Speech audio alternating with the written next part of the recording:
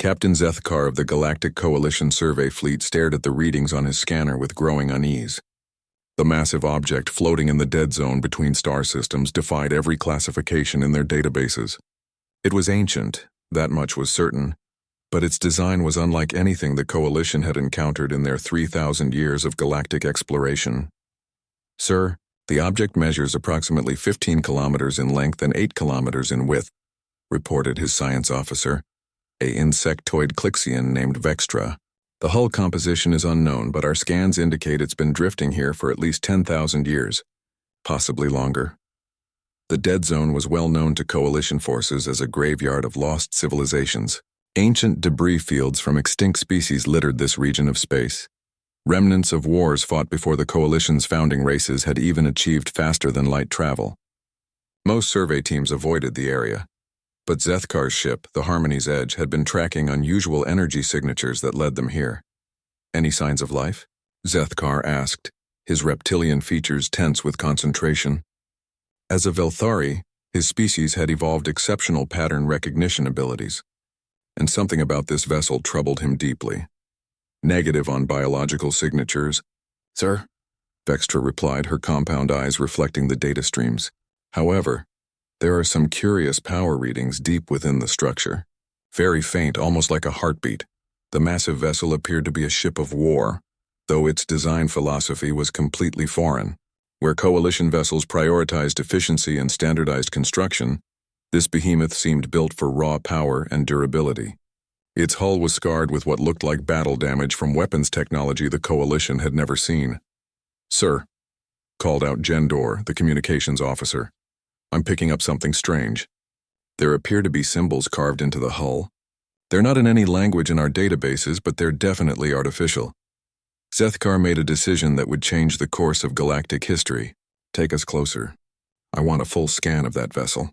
And prepare a boarding party." As the Harmony's Edge approached the ancient ship, the crew began to notice details that made them increasingly uncomfortable. The vessel's weapon systems, though inactive, were massive beyond anything in current Coalition fleets. Gun ports the size of shuttle bays dotted the hull, and what appeared to be missile tubes could easily accommodate projectiles larger than their own ship. "Captain," Vextra said, her voice carrying a note of alarm, "I'm detecting movement within the vessel. Something is activating." Before Zethkar could respond, lights began appearing along the massive ship's hull, not the gentle blue glow of Coalition technology, but a harsh white illumination that cut through the darkness of space like a blade. The light spread along the vessel in patterns, revealing details that had been hidden in shadow. The ship was not just large. It was a floating city. Structures that might have been habitation modules, manufacturing facilities, and what looked suspiciously like agricultural domes were arranged across its surface. This wasn't just a warship. It was designed to be completely self-sufficient, capable of supporting a massive population for extended periods. "Sir, I'm reading massive energy buildups throughout the vessel," reported the tactical officer, a four-armed Nexari named Korthul. "Whatever's happening in there, it's drawing power from sources our sensors can't identify." Suddenly, a section of the alien ship's hull began to iris open, revealing a docking bay that could easily accommodate their entire vessel. A beam of light projected from within, and Zethkar felt a chill as he realized it was scanning them. "They're examining our ship," he said quietly. "Whatever's inside that thing, it's intelligent and it's awake." The scan completed, and a series of symbols appeared in the space between the two vessels, projected by some form of holographic technology far more advanced than anything the Coalition possessed. The symbols hung in space for several seconds before fading, replaced by new ones. Jendor was frantically working at his console. "Sir, it appears to be attempting communication. The symbols are mathematical in nature, universal constants, basic physics equations. It's trying to establish a common language. Within hours, basic communication had been established. The entity controlling the massive vessel identified itself through a series of increasingly complex mathematical and pictographic exchanges. What they learned defied everything the Coalition thought they knew about galactic history. The ship called itself the Endurance, and it claimed to be of human origin. This was impossible as far as Coalition records showed. Humans were a recently discovered species, barely 50 years into their first tentative explorations beyond their home system. They were primitive, using crude chemical rockets and basic nuclear technology. The idea that they could have built something like the Endurance was laughable, yet the ship's responses were becoming more sophisticated, its communication attempts more nuanced. It was learning their languages at a rate that suggested artificial intelligence far beyond Coalition capabilities, and it was asking questions. Questions about the current state of the galaxy, about something called the Great Silence, and about the fate of humanity. "Sir," Vextra said, her voice barely above a whisper, "the ship is requesting permission to examine our historical databases. It specifically wants information about human space and something called Earth." Zethkar felt the weight of the moment settling on his shoulders. They had discovered what might be the most significant archaeological find in galactic history, but every instinct told him they were dealing with something far more dangerous than ancient artifacts. "Grant the request," he ordered, "but maintain safe distance and keep weapons charged." As the data transfer began, alarms started sounding throughout the Endurance. Not distress alarms, but something that sounded almost like celebration. The massive ship began to move for the first time in millennia, its engines creating distortions in space that made the Coalition's fastest ships look like children's toys. And deep within the Endurance, systems that had slumbered for 10,000 years began their final awakening sequence. Admiral Elena Vasquez opened her eyes for the first time in 10,000 years. The cryogenic chamber hissed as it completed its revival sequence, flooding her lungs with air that tasted of recycled atmosphere and hope. Around her, hundreds of similar chambers were beginning their own awakening protocols, each one containing a member of humanity's last fleet. The neural interface crown activated against her temples, immediately connecting her consciousness to the Endurance's vast AI network. Information flooded her mind: their current location, the approaching alien vessel, and most importantly, the devastating knowledge of what had happened to Earth and the human colonies during their long sleep. Elena's jaw clenched as she reviewed the Coalition's historical records. According to their data, humanity had never advanced beyond their home system. There was no mention of the great human empire, no record of the colonies that had stretched across 12 sectors, no acknowledgement of the war that had forced them into this desperate hibernation. The Coalition had built their entire civilization on the ruins of humanity's empire, and they didn't even know it. Captain Zethkar's ship maintained its distance as the Endurance continued its awakening sequence. What he and his crew couldn't see were the thousands of humans emerging from stasis throughout the massive vessel. The ship itself was a city, capable of housing 500,000 people, though only 50,000 had survived the journey into the dead zone. Elena made her way to the command deck, her movement still slightly unsteady from the long sleep. The gravity felt strange after 10 millennia, but the Endurance had maintained perfect atmospheric conditions throughout their hibernation. As she walked through corridors that could accommodate buildings, she passed viewport windows showing the Coalition ship hovering nearby like a curious insect. The command deck was a cathedral of human engineering, its ceiling stretching 5 stories high, and its central holographic display capable of projecting tactical information for entire star systems. As Elena approached the captain's chair, her second-in-command, Commander Marcus Chen, was already reviewing the situation. "Admiral," he said, his voice carrying the weight of their discovery. "The aliens call themselves the Galactic Coalition. They've been in power for 3,000 years, controlling over 200 systems. They have no records of the Synthesis War or the Devourers." Elena studied the holographic display showing the Coalition's current territorial map. It was heartbreaking and infuriating in equal measure. Every system marked in blue had once been human space, home to billions of their people. Now it was occupied by species that had never known the cost of claiming those worlds. "What about Earth?" she asked, though she dreaded the answer. Marcus's expression darkened. "Quarantined. The Coalition believes it's the primitive homeworld of a newly discovered species. They've classified current humans as pre-spaceflight and placed the entire system under protective observation." The irony was suffocating. Humanity's birth world was being protected by aliens who lived in cities humanity had built, using technology derived from human innovations. Flying through space lanes humanity had mapped and cleared of dangers. Elena activated the communication system, preparing to make first contact with Captain Zethkar's ship. She had to be careful here. The Coalition clearly had no idea what they were dealing with, and revealing too much too quickly could trigger a panic that might spread throughout their territory. "Coalition vessel," she transmitted, her voice carrying the authority of someone who had commanded fleets when these alien civilizations were still discovering agriculture. "This is Admiral Elena Vasquez of the Human Defense Force ship Endurance. We appreciate your assistance in our awakening, but we require information about the current galactic situation." The response came quickly, though she could hear the confusion in Captain Zethkar's voice. "Admiral Vasquez, your claim of human origin is difficult to reconcile with our records. According to Coalition databases, humans are a primitive species limited to their home system." Elena smiled grimly. "Captain, I understand your confusion. Perhaps it would be helpful if we met in person. I can explain the discrepancies in your historical records." What followed was the most carefully orchestrated first contact in galactic history. Elena selected a small delegation of her officers to meet with the Coalition representatives aboard a shuttle in the space between their vessels. She needed to gauge their reaction before deciding how much truth to reveal. Captain Zethkar was a typical Coalition officer, competent, well-meaning, but completely unprepared for the reality he was about to face.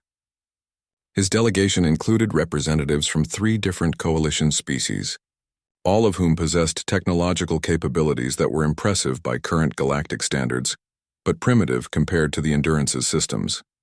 "Admiral," Zethkar said as they met in the shuttle's main chamber, "your ship raises many questions. Our xenoarchaeologists believe it predates Coalition civilization by millennia, yet you claim it's of human origin." Elena studied the alien faces around her. These weren't their enemies. They were the inheritors of a galaxy that humanity had been forced to abandon. She made her choice. "Captain, what I'm about to tell you will be difficult to accept, but I need you to understand the gravity of our situation." She activated a portable holographic projector, displaying a map of the galaxy as it had existed 10,000 years ago. This was human space at the height of our empire.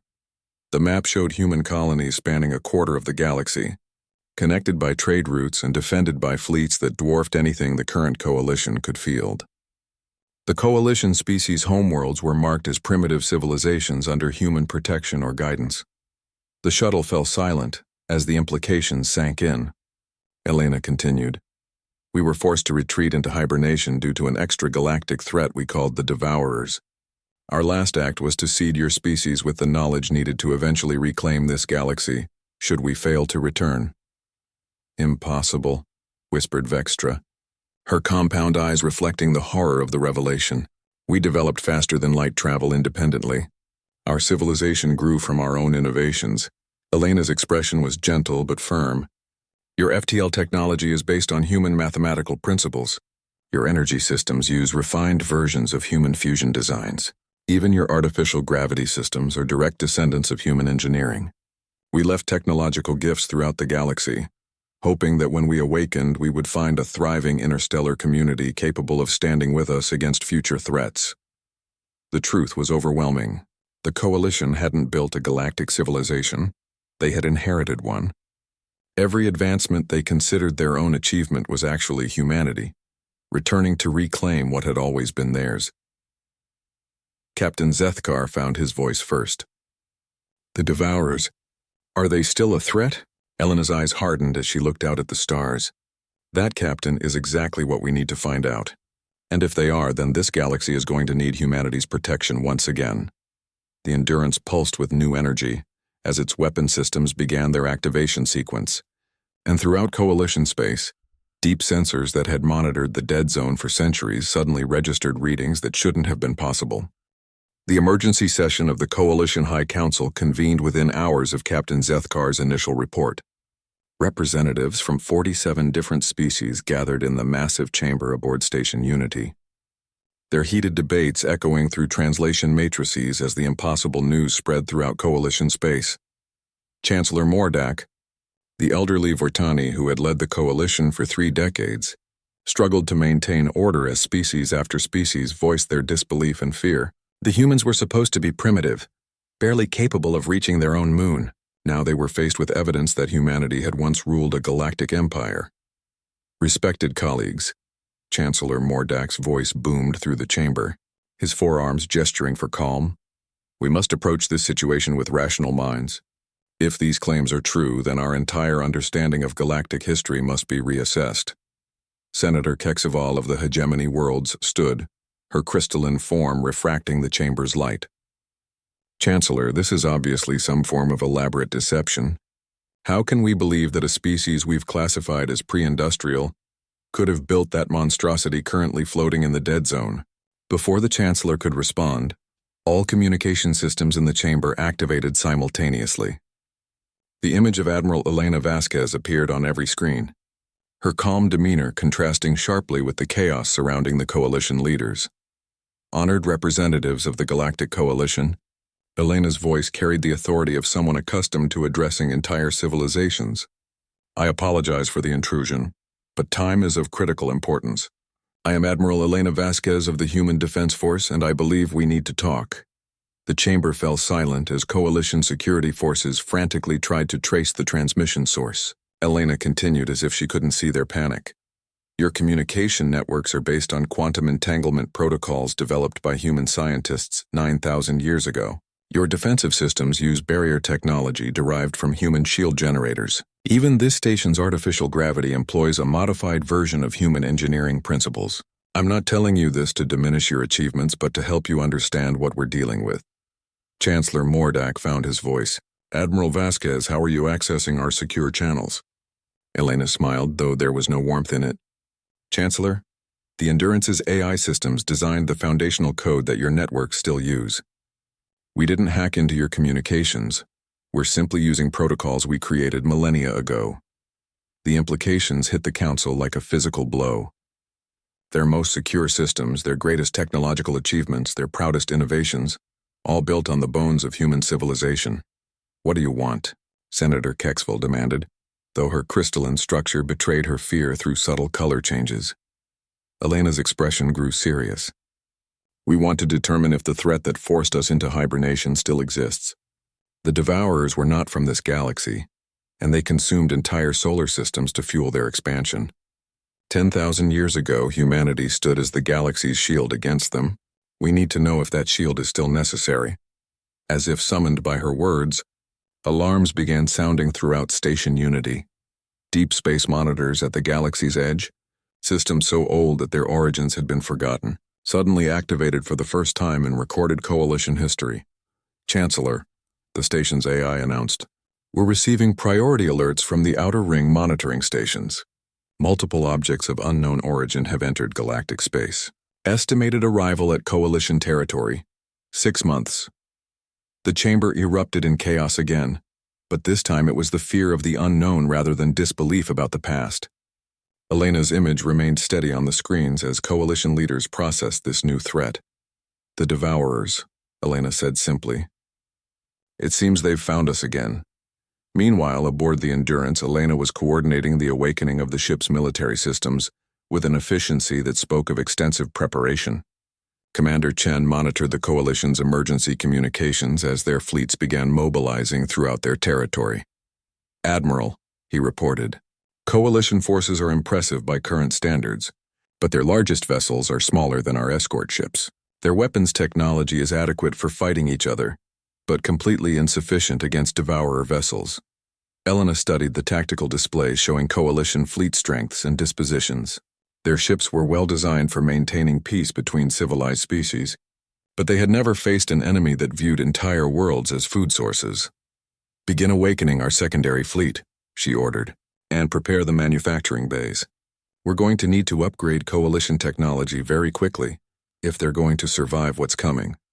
The Endurance's massive manufacturing capacity, dormant for 10 millennia, began humming to life. Human engineering had always focused on modular, scalable systems that could rapidly produce whatever was needed. Within hours, the ship was producing weapon components and shield generators using technologies the Coalition had never imagined possible. Back on Station Unity, the Coalition leaders watched in amazement as the Endurance began launching what appeared to be construction vessels. These ships, each larger than most Coalition cruisers, began establishing a defensive perimeter around the dead zone that grew more sophisticated by the hour. Admiral, Chancellor Mordak transmitted to Elena, what are your intentions regarding Coalition territory? Elena's response was broadcast throughout Coalition space. reaching every world and every species simultaneously. Chancellor, when we went into hibernation, we left behind a galaxy we had protected and nurtured for thousands of years. You are our successors, the inheritors of our legacy. We have no intention of reclaiming our former territories, but we will defend them against the Devourers just as we did before. On the bridge of the Endurance, Elena watched as coalition fleets attempted to form defensive lines using tactics that were thousands of years obsolete. Their courage was admirable, but courage alone wouldn't stop an enemy that could consume star systems. Commander Chen, she said, begin Phase 2 of the Awakening Protocol. It's time to show our new allies what humanity learned during 10,000 years of war. The space around the Endurance began to shimmer as massive constructs emerged from hyperspace. These were the reserve fleets hidden in dimensional storage since the last battle against the Devourers. Dreadnoughts the size of small moons, carrier vessels that could launch armies of fighters, and most impressive of all, the mobile fortress stations that had once anchored humanity's galactic defense network. Coalition sensors across dozens of systems registered impossible readings as humanity's true military might began to deploy. The primitive species they had discovered less than a century ago was revealing itself to be the most powerful force the galaxy had ever seen. On 1,000 different worlds, coalition citizens looked up at their skies and saw new stars appearing, the lights of human warships taking their positions for a battle that would determine the fate of every living being in the galaxy. Elena's final transmission of the day was simple. Coalition forces, this is Admiral Vasquez. The Devourers are 6 months away. We have that long to prepare our defenses and upgrade your capabilities. Humanity has fought this enemy before and we know how to win. But we'll need every one of you standing with us when they arrive. The galaxy held its breath as two civilizations that should have been impossible began preparing for a war that would reshape the very nature of galactic power. Admiral Elena Vasquez stood before the Coalition War Council in the Endurance's vast briefing chamber, a room that could accommodate representatives from hundreds of species simultaneously. The holographic displays around them showed tactical readouts that made even the Coalition's most experienced military leaders feel inadequate. 10,047 years ago, Elena began, her voice carrying through translation systems to dozens of different species. Humanity made first contact with the Devourers near what you now call the Andromeda Interface. We initially thought they were another spacefaring species seeking trade or territory. The central display shifted to show recordings from humanity's first encounter with the enemy. The images were horrifying in their simplicity. Massive organic vessels that seemed to consume everything they touched. Stars dimmed and died in their wake. Planets cracked and dissolved, entire solar systems reduced to empty space in a matter of weeks. They don't communicate as we understand it, Elena continued. They don't negotiate, trade, or form alliances. They consume. Every form of matter and energy is food to them. They've crossed the void between galaxies multiple times, leaving nothing but emptiness behind them. Chancellor Mordak leaned forward, his forearms trembling slightly. How did humanity survive their first contact? Elena's expression hardened. We almost didn't. They consumed 14 colonies before we understood what we were facing. The evacuation of Kepler 442 showed us that conventional warfare was useless against them. The display showed the evacuation of a human world as Devourer vessels approached. The human fleet's weapons struck the organic ships, but instead of causing damage, the energy was absorbed, making the Devourers stronger and more aggressive. Our weapons fed them, Elena explained. Every missile, every energy beam, every nuclear warhead we used against them simply provided more resources for their growth. Traditional military tactics were not just ineffective, they were counterproductive. General Thexmore of the Coalition Defense Force, a heavily armored Kandorian, spoke up. Then how did you fight them? How did you force them to retreat? Elena smiled grimly. We didn't force them to retreat. We convinced them that our galaxy wasn't worth consuming. The tactical display shifted to show humanity's final gambit against the Devourers. It was a strategy so desperate and brilliant that several Coalition representatives gasped in shock. The Scorched Galaxy Protocol, Elena announced. We systematically destroyed every resource the Devourers could consume. We collapsed unstable stars, shattered asteroids and moons, and created vast fields of antimatter that would annihilate anything that tried to feed on them. We turned our entire galaxy into a poisoned well, Commander Chen stepped forward to continue the briefing. Every human world was evacuated and then rendered uninhabitable. We created artificial quantum instabilities that made entire star systems too dangerous for the Devourers to approach. The galaxy became more energy expensive to consume than it was worth. The coalition leaders sat in stunned silence as they processed the implications. Humanity had been willing to destroy their own empire rather than let it fall to an enemy. The strategy worked, Elena said. The Devourers retreated to seek easier targets in other galaxies, but we knew they would eventually return once they had consumed enough resources to make the effort worthwhile. That's why we went into hibernation rather than attempting to rebuild immediately. Senator Kexval's crystalline form had shifted to a deep blue color indicating distress. You're saying that humanity sacrificed an entire galactic civilization to stop these creatures? Not sacrificed, Elena corrected. We preserved it. Every human world was evacuated, every population saved. We stored the genetic patterns of billions of species, archived the cultural treasures of thousands of worlds, and preserved the technological achievements of our empire. Everything was saved in stasis, waiting for the day we could safely rebuild. Chancellor Mordak asked the question that was haunting every coalition leader. Can this strategy work again? Elena's pause was telling. The coalition has built something we never had before, a truly diverse, multi-species civilization. The Devourers have evolved as well. Our previous strategy won't be sufficient this time. The display changed to show current tactical assessments of the approaching Devourer forces. The enemy had grown larger, more organized, and their vessels showed adaptations that suggested they had learned from their previous encounter with humanity. However, Elena continued, humanity has not been idle during our hibernation. Our AI systems have continued to develop new technologies, and we've had 10,000 years to prepare for their return. What she showed next left the coalition representatives speechless. The Endurance began projecting holographic blueprints for weapon systems that defied current understanding of physics. Temporal displacement cannons that could age enemy vessels to dust in seconds. Quantum entanglement bombs that could destroy targets across dimensional barriers. Reality anchors that could prevent the Devourers from using their dimensional feeding abilities. These weapons will work against the Devourers, Elena explained. But they require massive amounts of coordinated manufacturing capability. The Endurance alone cannot produce them in sufficient quantities to defend the entire galaxy. General Thexmore leaned forward aggressively. What do you need from us? Elena activated a new display showing coalition industrial worlds and manufacturing capabilities. We need every coalition facility converted to wartime production.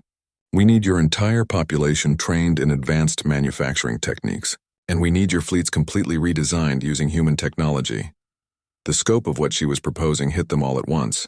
Elena was asking them to transform their entire civilization in 6 months, to abandon technologies they had developed over millennia in favor of human designs.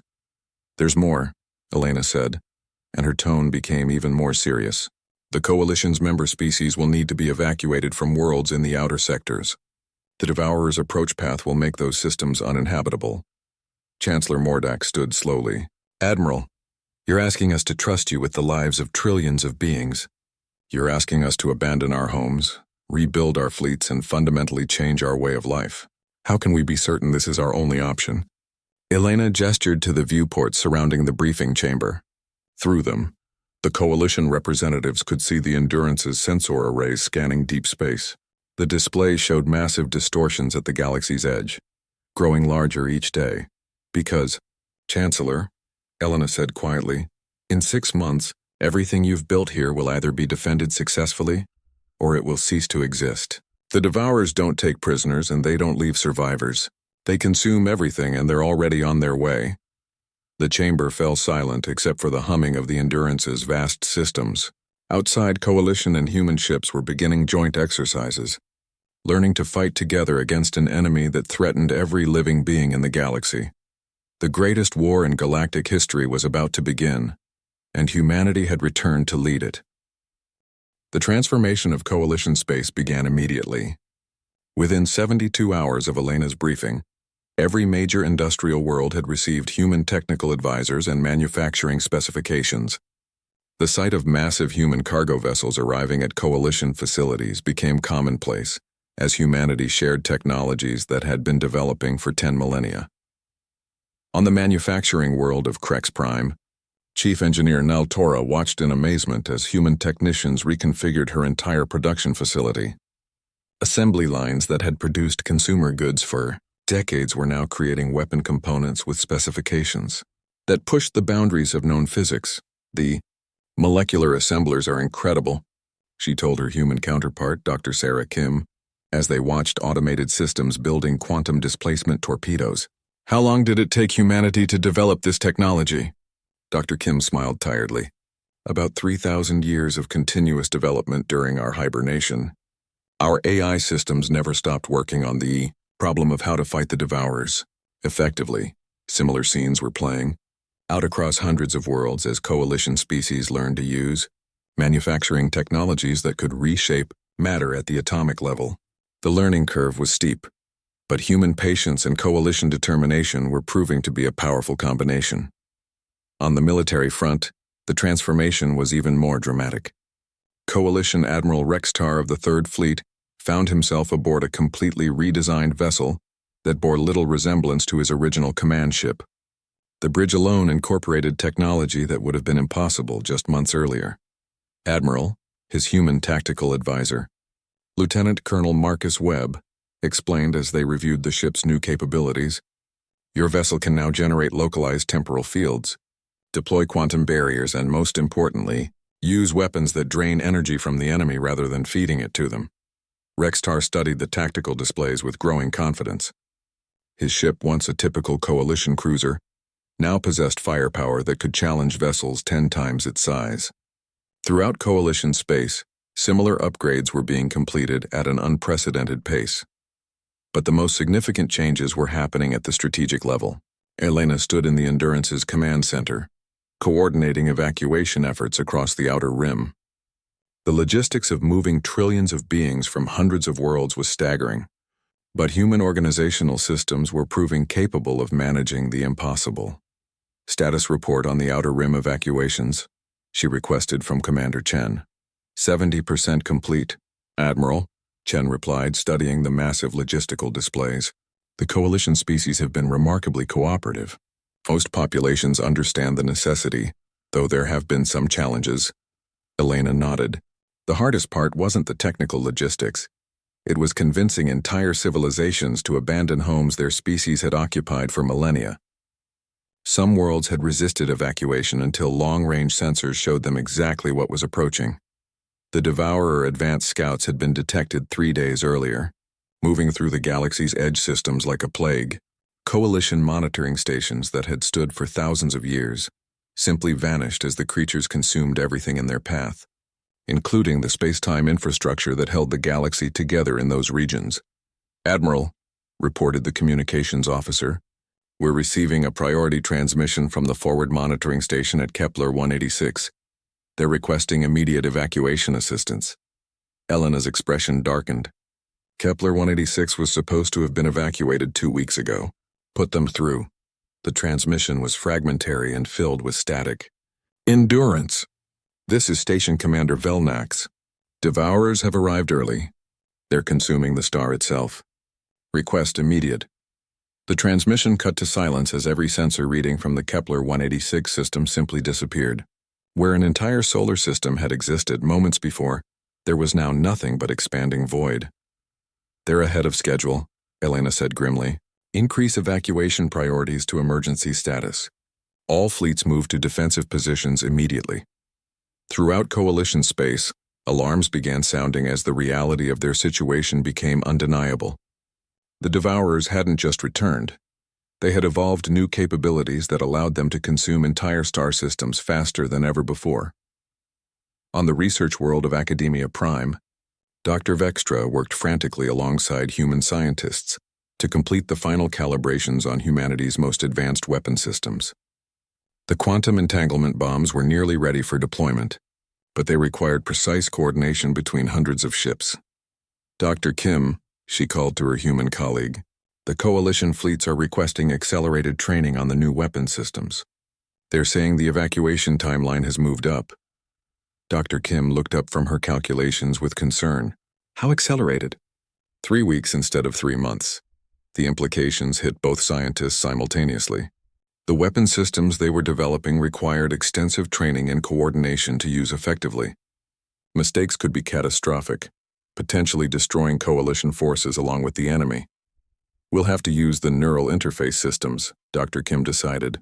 Direct knowledge transfer from human crew to coalition personnel. It's risky, but it's the only way to train them fast enough. Meanwhile, Admiral Elena was receiving reports from across the galaxy that painted an increasingly dire picture. The Devourers weren't just approaching, they were accelerating. Their ability to consume stellar material was allowing them to fuel faster movement than humanity's models had predicted. Admiral, Commander Chen reported, long-range scans show the main Devourer fleet will reach Coalition outer territories in 4 weeks. Not 6 months as initially calculated. Elena studied the tactical projections with growing alarm. The evacuation efforts were only 70% complete, and the military preparation was even further behind. They were going to have to fight while still evacuating civilians, something that would make coordinated defense nearly impossible. Signal all coalition fleets, she ordered. Implement Emergency Protocol 7. We're moving to active defense immediately. Emergency Protocol 7 was humanity's contingency plan for fighting, while undermanned and underprepared. It involved abandoning the outer defensive lines and concentrating all forces around key systems that could serve as evacuation rally points. As the orders went out, Elena couldn't help but feel a chill of recognition. This was exactly how humanity's war against the Devourers had begun 10,000 years ago, with evacuations running behind schedule and an enemy that adapted faster than anyone expected. Commander, she said quietly, begin awakening our reserve personnel from the deep storage vaults. We're going to need every human who knows how to fight these creatures. The reserve vaults contained humanity's most experienced Devourer fighters, kept in deeper stasis to preserve their knowledge for exactly this situation. As they began to awaken, the galaxy's last hope for survival prepared for a war that would determine whether organic life would continue to exist in their universe. The Devourers were coming, and ready or not, the final battle was about to begin. The first battle began not with weapons fire, but with the screaming of space itself. Admiral Elena Vasquez watched from the Endurance's command bridge as reality twisted and tore at the edge of the terminus system. The Devourers weren't just entering normal space. They were consuming the dimensional barriers that separated their realm from the galaxy. All ships, maintain formation Delta 7, Elena commanded through the fleet communication network. Do not engage until they fully materialize. Remember, conventional weapons will only make them stronger. Around her, a combined fleet of 800 vessels held position. Coalition ships flew alongside human dreadnoughts, their crews working with technology they had learned to use in mere weeks rather than years. The tension was overwhelming as every sensor operator watched the approaching horror. The first Devourer ship to fully manifest was the size of a moon, its organic hull pulsing with absorbed energy from consumed star systems.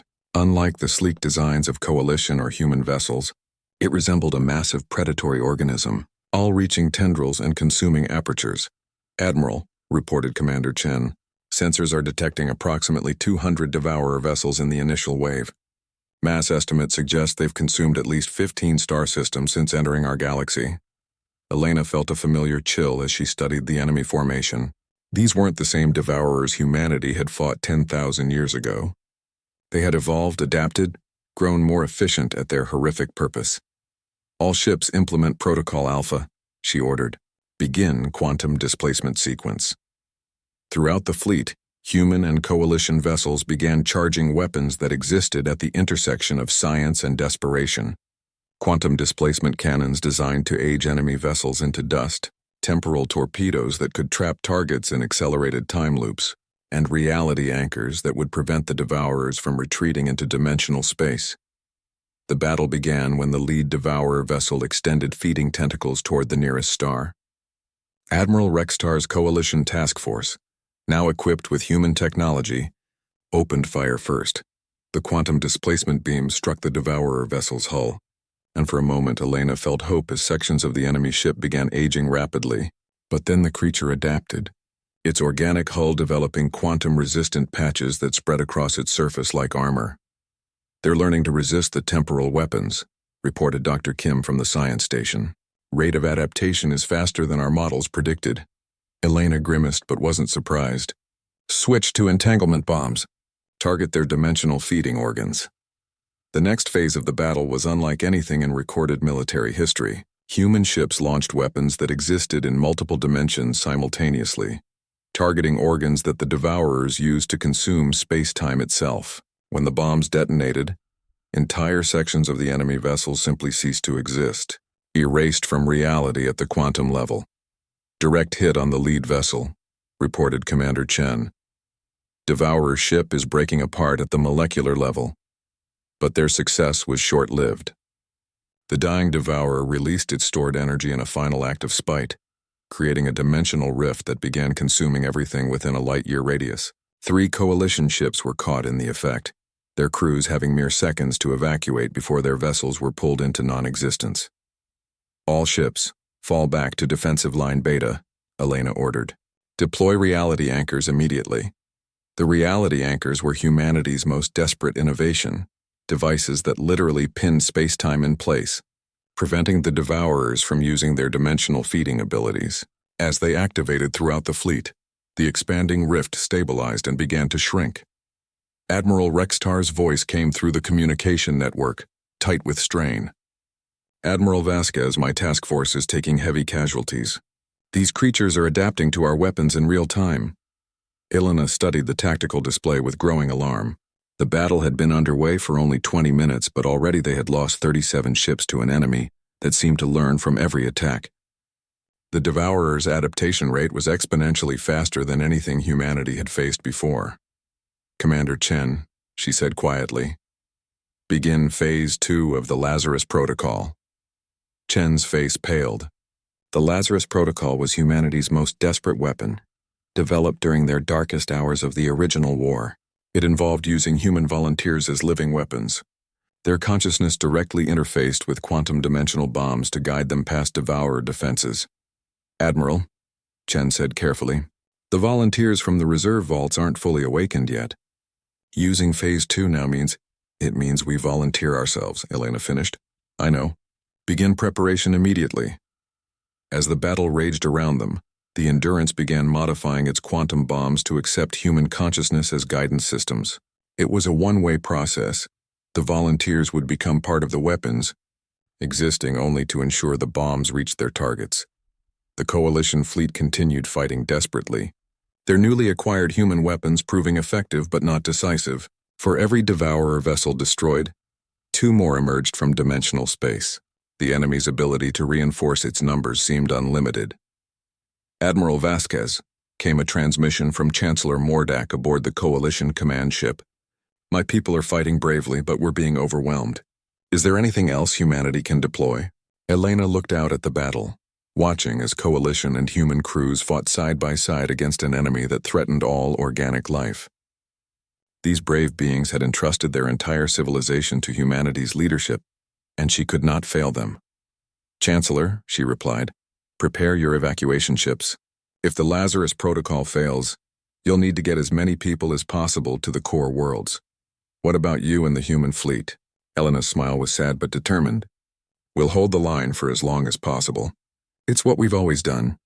The first Lazarus bomb launched as Elena spoke, guided by the consciousness of Commander Torres, a volunteer who had awakened from 10,000 years of stasis, only to sacrifice his existence for the mission.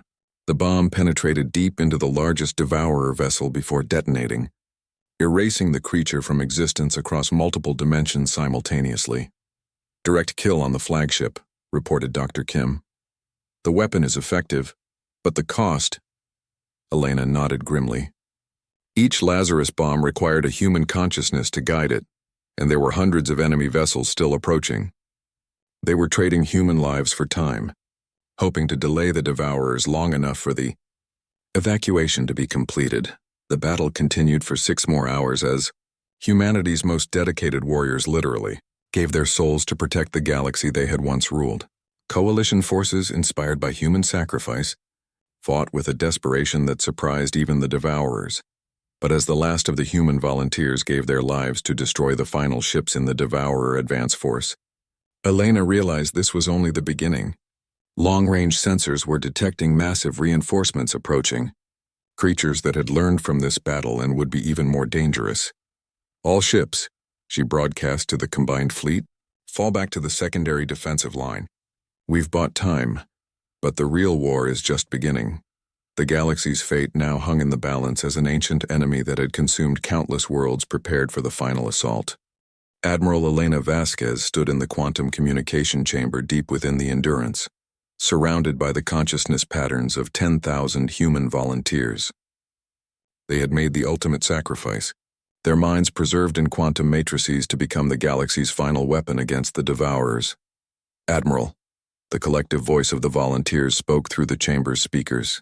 We are ready to implement the final protocol. Elena closed her eyes, knowing she was about to order the extinction of humanity as a biological species. The final protocol was their last resort, developed in the darkest hours when defeat seemed inevitable. It would turn every human consciousness into a guided weapon, leaving only their digital echoes to remember what they had sacrificed. Commander Chen, she said to her oldest friend, status on Coalition evacuation? Chen's face was grim as he reviewed the reports. 94% of Coalition populations have been evacuated to the core worlds. The defensive lines are holding but barely. The Devourers have adapted to all our conventional weapons. Through the viewports, Elena could see the battle raging across dozens of star systems simultaneously. Coalition and human forces fought desperately against an enemy that had grown stronger with each engagement.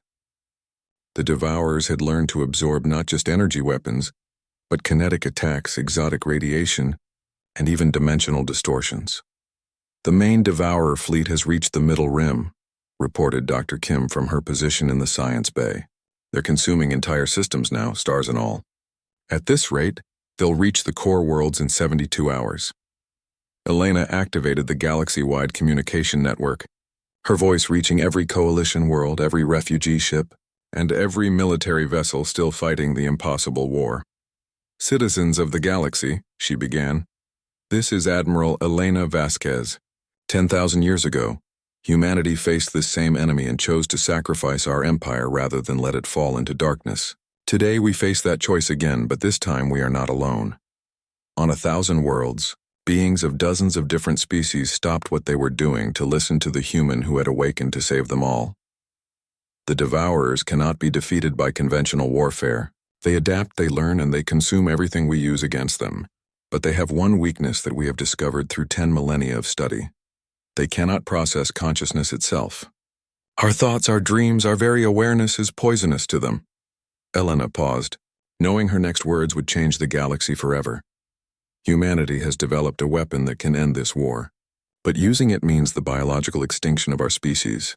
Every human consciousness will be converted into a quantum virus designed to destroy the Devourers from within. We make this sacrifice willingly, so that the Coalition can inherit the galaxy we once protected. The response from Coalition space was immediate and overwhelming. Chancellor Mordak's voice came through the communication network, speaking for 47 different species. Admiral, we cannot ask you to make such a sacrifice. There must be another way. Elena smiled sadly. Chancellor, there is another way.